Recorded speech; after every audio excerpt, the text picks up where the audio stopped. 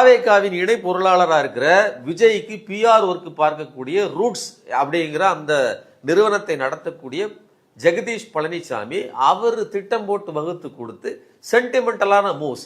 நீங்க பாத்தீங்கன்னா குளத்தூர்ல அந்த பொண்ணு வந்து ஒரு பொண்ணு விஜயை பார்த்தோன்னு அப்படியே கதறி அழுது. அந்த வீடியோக்கள் அப்படியே பரவுது. பெரம்பூர்லயும் அதே பொண்ணு தான் அழுது.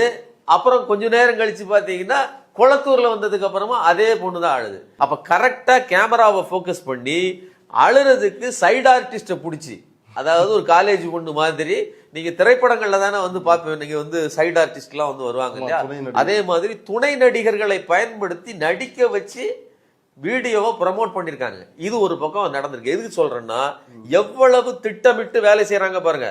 ஒரு பொண்ணு அழுது அதை வீடியோவாக்கி வெளியிடுறாங்கிறதுல இருந்து கூட்டத்தை மெல்ல மெல்ல சேர்க்கிறோம் அப்படிங்கிறது வரைக்கும் எல்லாவற்றிலுமே ஒரு திட்டம் இருக்குது.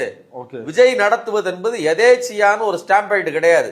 நீங்க வந்து 41 பேர் இறந்ததுலையும் இந்த விஷயத்தை அப்படியே கணக்கில் கொள்ளணும். இவங்க எப்படி டிராமா பண்றாங்க, ஒரு திட்டமிடுதல் இல்லாமல் எதேச்சியா போய் டக்குன்னு இறங்கி ஒரு 41 பேர் இறக்கலைங்க, இந்த இடத்துல போறோம் இவ்வளவு கூட்டத்தோட போறோம்னு போறாங்க.